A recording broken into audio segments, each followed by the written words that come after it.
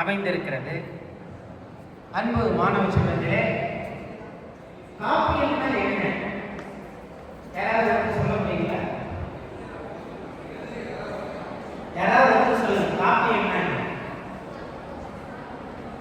சரி, சொல்லலாம், பரவாயில்ல. ஒரு விரிந்த கதை, இன்னைக்கு விரிந்த கதை அப்படியே எழுதப்பட்டால் அது புதினம். இன்னைக்கு விரிந்த ஒரு கதையை சொன்னால் அது என்ன? நாவல்னு சொல்றோம்.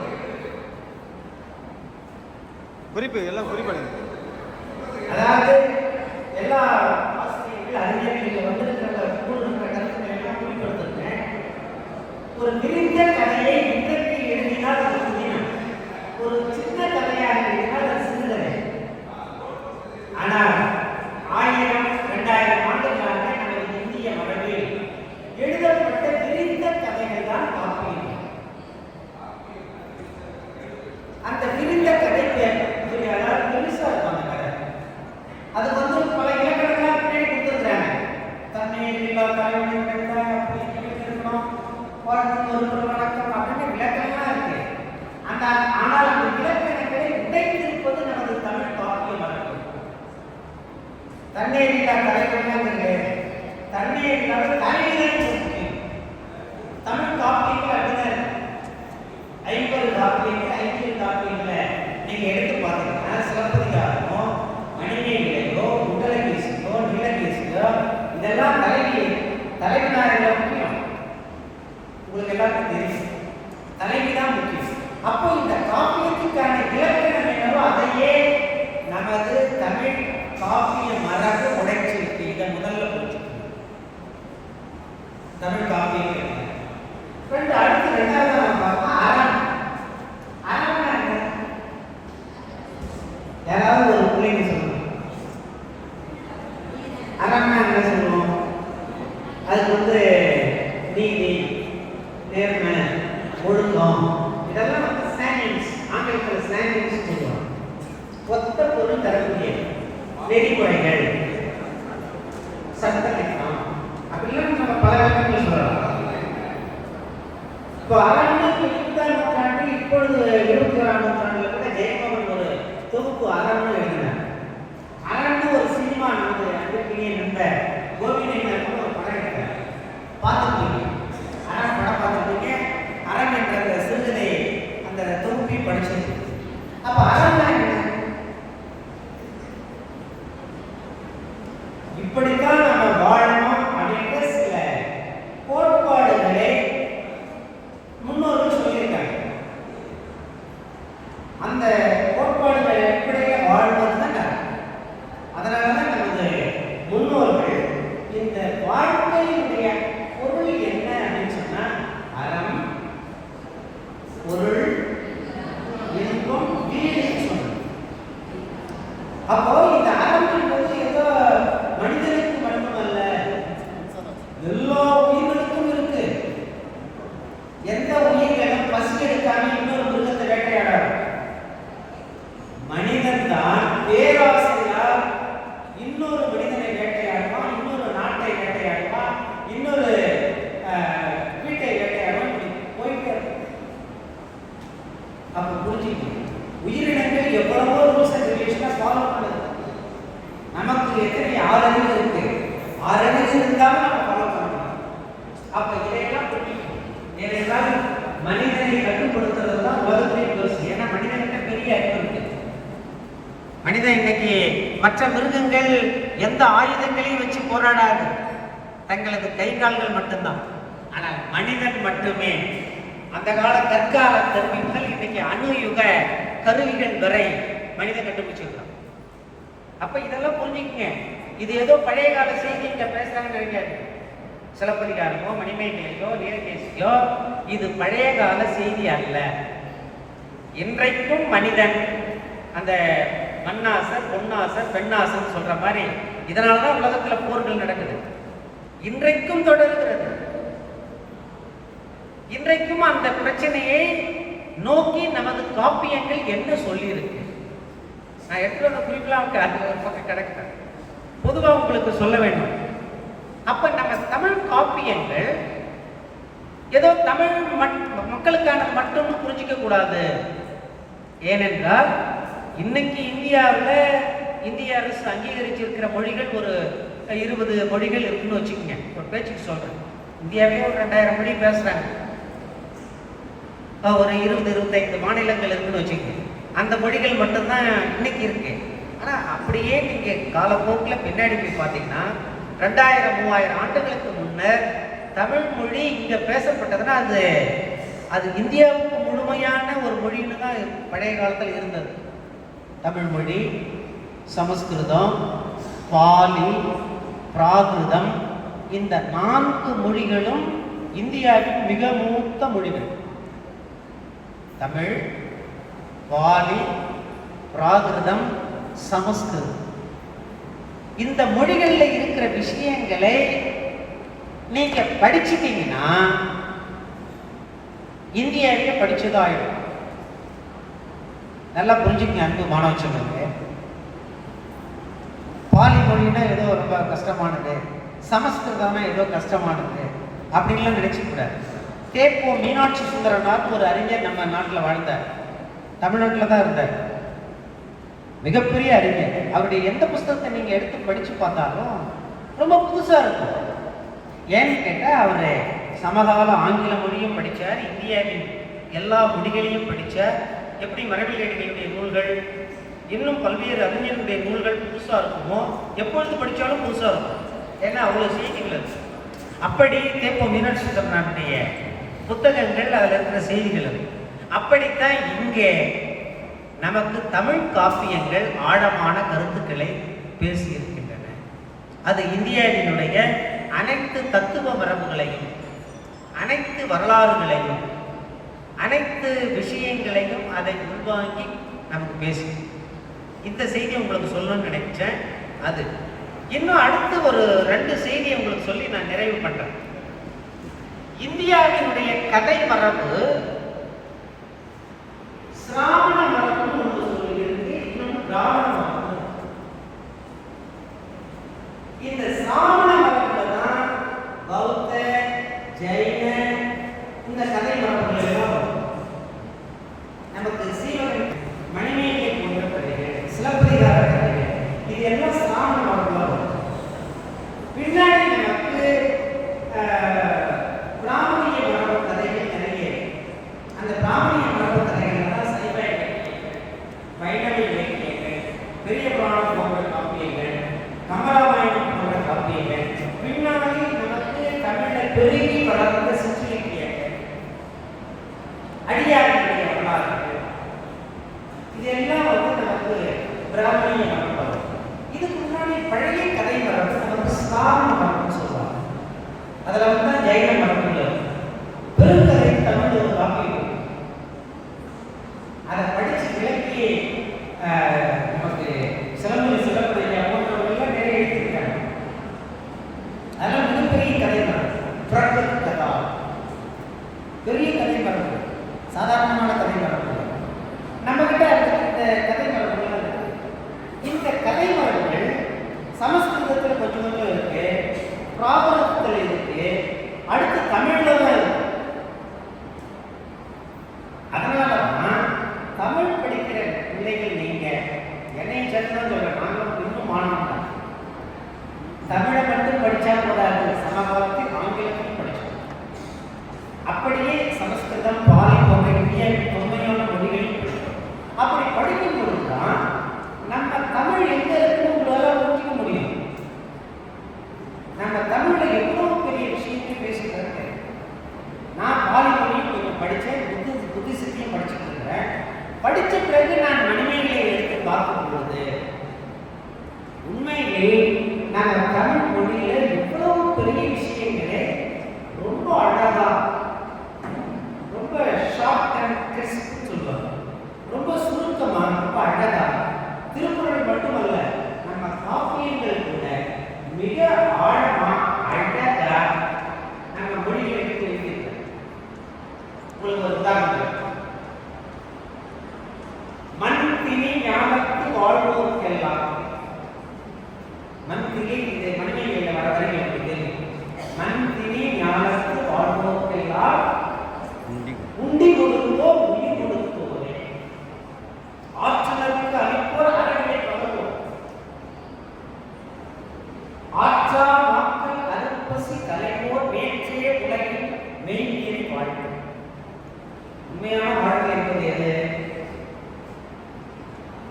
ஆற்றா மக்கள் பசி தாங்க முடியாத தவிக்கிற மக்களுக்கு யார் உதவுகிறார்களோ அவர்களை பின்பற்றினால் இந்த உலகத்தின் வாழ்க்கை இருக்குன்னு சொல்லுது. நம்ம பார்க்கணும். இது ஏதோ மண்ணிலே காலத்தில் மட்டுமல்ல. திருவள்ளுவர் ஒரு பாட்டை சொல்வார். அந்த அதாவது உணவை மக்களுக்கு கொடுக்கிறதா அந்த ஒரு பாட்டு தப்பாத இடத்துக்கு சொல்லி ஒரு அழகான பாட்டு. நம்ம உணவை அடுத்த கொடுக்கிறதா தொகுத்தவற்றை எல்லாம் தலைமை பாட்டு. நம்ம உணவை அனைவருக்கும் பகிர்ந்து கொடுப்பதுனா எல்லாம் கொடுத்தவற்றை எல்லாம் தலைமை பாட்டு. இது எது பழைய காலத்தில் இல்லை, வள்ளலாருக்கு பாட்டு. வள்ளலார் என்ன செஞ்ச சத்திய தர்மச்சாலை, அதுக்கப்புறம் சத்திய அந்த சங்கங்கள் எல்லாம் உருவாக்க அனைவருக்கும் உணவு கொடுக்கிறார். இப்ப நாம விரும்புகிறோமோ விரும்பலையோ சில விஷயங்கள் தெரியுமா? சாய்பாபா கோயில் எல்லா இடத்துக்கும் தெரிவிக்கு. சாய்பாபா கோயில் போனாங்க உணவு கொடுப்பாங்க. எல்லாத்தையுமே பெரிய உணவு தரணும்னு சொல்றாரு சாய்பாபா. ஏன் சொல்றாரு? இதை எப்படி 2000 ஆண்டுகளுக்கு முன்னரே நம்ம தமிழ் இலக்கியம் சொல்லுது. நீதிக்கு அமையாத உலகு என்று சொன்ன நமது தமிழ் அறிவு மரபு உணவிடப்படுவது நிலத்தோடு நீரே பேசுகிறார். குடபுலவியார் என்ற சங்க புலவர் அவரும் சொல்றார், மண் கிணி ஞானத்து வாழ்வதற்கெல்லாம் உண்டி கொடுத்தோ உயிர் கொடுத்தோரே. நம்ம இதுல மனித கேட்கிற அதே கருத்தை குடபுலவியார் பேசுகிறார். அவர் சொல்ற உணவை கொடுத்தீங்கன்னா நீ உயிரை கொடுத்த மாதிரி. எனவே மன்னனே என்ன செய்யணுமோ நீரை கேட்கு, நிலவளத்தை பெருக்கு. அப்ப நீ இந்த உயிரை காக்கணும்னாக உனக்கு புகழ் வேண்டும் என்றால் நீரை கேட்டு நிலவளத்தை பெருக்குங்க. அப்படியே இந்த தமிழ் கவிஞன் ஒரு மன்னனுக்கு சொன்ன ஒரு வார்த்தையை அப்படி நான் அங்க வரேன். புத்தர்கிட்ட ஒருத்தன் போறான், ஒரு அரசன். என்னன்னே அரசன் சொல்றோமா? நெல்லும் உயிரென்று நீரும் உயிரென்று மன்னன் உயிர்த்தே வளர்க்கிறார். இதுதான் தமிழ் மரபு. தமிழ் மரபை மன்னன் தான் ஆட்சியாளர். ஆட்சியாளர் தான் சிறப்பாக இருந்தால் என்றால் ஆட்சியாளர் சரியா இருந்தால் அமைச்சர் சரியா இருப்பார். அமைச்சர் சரியா இருந்தால் அடுத்த கடைநிலை மனிதன் வரை எல்லாம் சரியா இருக்கும். அதை கூறியது தமிழ் மரபு. அவர் அரசன் போயிட்டு புத்தகத்தை கேட்கிறான், எனக்கு பெரிய பேரும் புகழம் வேணும், என்ன செய்யணும்? அன்பு மாணவர்கள், உங்க மூளைக்கு ஒரு வேலை என்ன சொல்லி பாருங்க. எனக்கு பேரும் புகழும் வேணும், நான் என்ன பண்ணணும் கேட்கிறேன் புத்தகம். புத்தர் என்ன சொல்லியிருக்கார்? சரி யோசிங்க. புத்தர் சொன்னது சீலத்தை கடைபிடிக்க. சீலம்னா பஞ்சசீலம் தான். உயிர்களை கொள்ளாத, திருடாத, பொய் சொல்லாத, தவறான காவல் வச்சு கூடாது. தவறான காவல் வச்சு இப்படி அந்த போதை பொருட்களை பயன்படுத்தாத. அப்போ இது இந்த ஐந்தையும் சரின்னு உலகத்தின் எந்த நாளும் இன்னைக்கு வரை சொல்லல. அப்போ ஒரு தர்மப்படி அறநெறிப்படி வாழ்வதுதான் ஒரு புகழுக்கும் காலத்தை கடந்து நிற்பதற்குமான கருவி என்று புரிஞ்சுக்கீங்க. இந்த உலகத்தில் மிக பெருசு எது தெரியுமா? காலத்தை கடந்து வாழ்வது. காலத்தை கடப்பது எல்லாமே முடியும். அதை போலவே பெருசு எது தெரியுமா? தூரத்தை கடந்து வாழ்வது. யாரோ ஒருத்தர் அமெரிக்காவில் பிறந்திருப்பார், எமர்சன். கார்லை, யாரோ பெரிய பெரிய அறிஞர்கள்லாம் நம்ம படிச்சிருக்கோம். எல்லாம் எந்தெந்த நாட்டிலே பிறந்திருக்கோம். தாமஸ் பெயின், அவர் ஏதோ ஒரு நாட்டில் பிறந்தார். ஆனால் அவங்க நம்ம இங்கே படிக்கணும். நம்ம ஊர்ல பிறந்த திருவள்ளுவரையும் ஔவையாரையும் மணிமேகலையும் இளங்கோவடிகளையும் இந்தியா முழுக்க படிக்கிறாங்க. அறிவாளர்கள் படிக்கிறாங்க, வெளிநாடுகளில் படிக்கிறாங்க. நம்முடைய மணிமேகலையை மொழிபெயர்ப்பை நான் இலங்கைக்கு போன போது கூட பார்த்தேன். அப்படி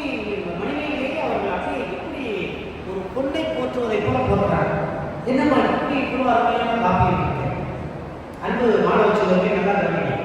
தமிழ் மொழியில் எழுதப்பட்ட இந்த மணிமேகலை போன்ற சிறந்த ஒரு காப்பியம் சமஸ்கிருதத்தில் கூட இல்லை, பாலியில் கூட இல்லை, பக்கத்தில் இருக்கிற சிங்கள மொழியில் கூட இல்லை, தமிழ் மொழியில் இருக்கு.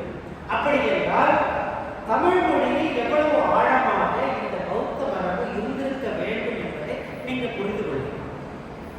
அறிஞர்கள் நன்றாக இதை புரிந்து அப்படி புரிந்து கொள்ளும் பொழுதுதான் இந்த காப்பியத்தை நாம் புரிந்து கொள்ள வேண்டும். நான் இருக்க அறம்னா என்னன்னு நான் பேசுறதுக்கு முன்னாடி தொடங்க. இந்த மணிமேகலை சொல்லுது அறம்னா ஒன்றும் கிடையாது. அறவேணம் கொண்டு யாதனை கேட்பி மரபாது இதுவே மண்ணுயிர்க்கெல்லாம் உண்டி உடை உடையும். எல்லாருக்கும் சாப்பாடு கிடைக்கும், எல்லாருக்கும் உணவு கிடைக்கும், எல்லோருக்கும் வீடு இருக்கணும். இது இல்லாம வேற எதுவும் பெருசா மாவீரர் லெனின் லெனின் அவர் சொன்னார், உணவு உடை உறைவிடம் இதோட கல்வி மருத்துவம். எவ்வளவு பெரிய தலைவர். கல்வியும் மருத்துவமும் இவை யாவும் பேசிக் நீட்ஸ், இவைதான் அடிப்படை தேவை. இதைதான் நமது காப்பியமும் அடிப்படை அறம்னு சொல்லும். இப்படி மாணவ செல்வங்களே, நம்முடைய காப்பியங்கள், நம்முடைய இலக்கியங்கள் பெண்மையை போற்றுவன. பெண்கள் தான் இந்த சமூகத்தின் அடிக்கட்டுமானம் என்பதை மிகச் சரியாக புரிந்தது நமது தமிழ் சமூகம். தமிழ் சமூகத்து சாதாரண நினைச்சார்.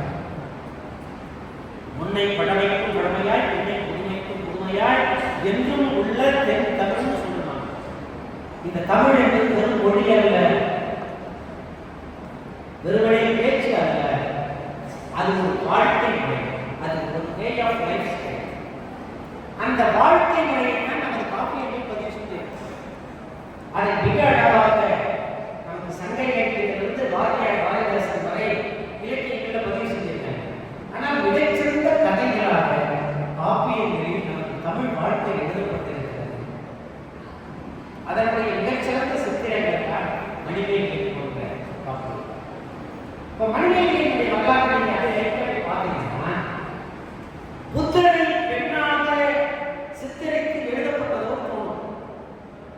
புத்தர் ஒரு வசதியான ஒரு அரச குடும்பத்தில் பிறந்து அந்த வசதி வாய்ப்புகளை எல்லாம் தூக்கி எறிந்து ஒரு துறவை ஏற்று இந்த மனித சமூகத்துக்கு ஒரு நல்லது செய்ய போறார்.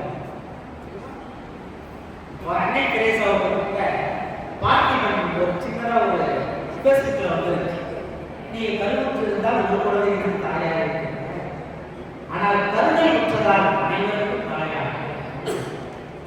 அதை போல புத்தர் அரசராக இருந்திருக்காரு. ஆயிரக்கணக்கான அரசர்கள் இந்த பூமியில் பிறந்தா வந்தா ஆனா செத்தா வந்தா போன செத்தா. ஆனா அதை அவர் பிரேக் பண்ணார். அதை போலதான் நமக்கு மகாவீரர், அதை போலதான் பல இளங்கோவடிகள், தமிழ்நாட்டில் இளங்கோவடிகளும் அரசு குடும்பத்தை சார்ந்தவர், இன்னும் பல பெரிய புலவர்கள் அறிஞர்கள் தாங்கள் வாழ்ந்த அந்த செல்வாக்கான வாழ்க்கையை பிரேக் பண்ணிட்டு போதி தர்மர் அரசாங்கத்தை சேர்ந்தவர். அவர் அதை தூக்கி கொண்டுதான் ஒரு துறவு வாழ்க்கை. போதி தர்மர் காலத்துல தமிழ்நாட்டில் இருந்த மன்னனை தமிழ்நாட்டுக்கு மட்டும்தான் தெரியும். அதே காலத்தில் சீனாவில் இருந்த அரசனை சீனாவுக்கு மட்டும்தான் தெரியும். ஆனால் போதி தர்மரை இந்தியாவுக்கு தெரியும், சீனாவுக்கு தெரியும், ஜப்பானுக்கு தெரியும்.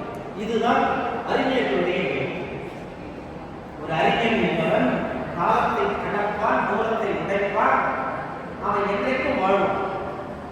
நம்ம பக்கத்தில் ஒரு பாட்டு வரும், பூக்களின் நறுமணம் காற்றுக்கு எதிர்ப்புறமாக செல்வதில்லை, ஆனால் அறிஞர்களின் நறுமணம் எங்கேயும் செல்லுகிறது.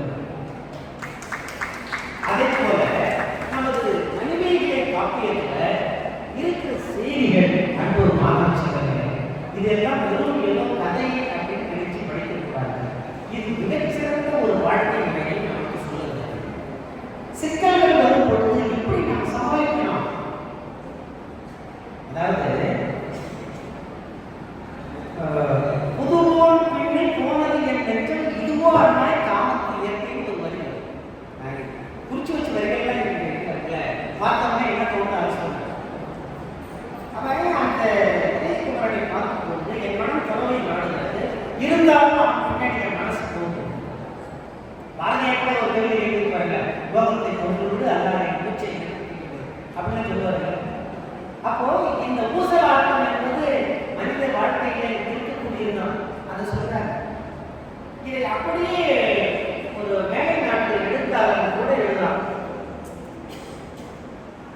இந்த அந்த பையன் பார்க்கும்போது என் மனசு தடுமாறு. பெண் நிலையிலிருந்து எழுதுனாங்க அந்த அதை எழுதுனாங்க. That madness will come and go, just live it அப்படின்னு. அந்த பைத்தியக்காரன் வந்து போகணும், சும்மா அப்படி ஓரமாக அப்படின்னு அந்த பெண் தனக்கு சொல்வதாக இருக்கு. இது நமக்கு மனிதர்களிலே 2000 வருஷத்துக்கு முன்னாடியே. அப்போ கிரேட் மைண்ட்ஸ் திங்ஸ் அலைக் என்பது உயர்ந்த மனிதர்கள் ஒரே மாதிரி சிந்திக்கிறார்கள். நமது தமிழ் காப்பியத்தில் நிறைய பார்ப்போம். இன்றைக்கு 20ஆம் நூற்றாண்டுல 19ஆம் நூற்றாண்டுல வேலை நாட்டு அறிஞர்கள் எழுதுகிற விஷயங்களே நமக்கு 1000 ஆண்டுகளுக்கு முன்னரே நமக்கு தமிழ் கவிதைகள் எழுதியிருக்கிறது. எனவே அன்பு மாணவர்களே, சில செய்திகளை இன்னைக்கு நிறைய நான் பேசணும்னு நினைச்சேன், இருக்கணும் சில செய்திகளை பேராசிரியர்கள் அறிஞர்கள் நிறைய பேச வேண்டியிருக்கு. எனவே இத்துடன் இந்த உரையை நான் நிறைவு செய்கிறேன். இது ஏன் மையத்தில் இருந்தால் நீங்கள் கேளுங்க, ஏதாவது கலந்துரையாடல் இருந்தால் நாம் உரையாடுவோம் என்று கூறி நமது காப்பியங்கள் ஏதோ மார்க்குக்காக ஏதோ ஒரு பாடத்துக்காக என்பது அல்ல. இது என்றைக்கும் படிக்க வேண்டிய உயர்ந்த விஷயங்கள் இது இருக்கின்றன. அதையெல்லாம் நீங்கள் எடுத்துக்கொண்டால் பற்றிக் கொண்டால் நாளைக்கு உங்களுக்கு லட்ச லட்சமாக கோடி கோடியாக அது உங்களுக்கு தரும்.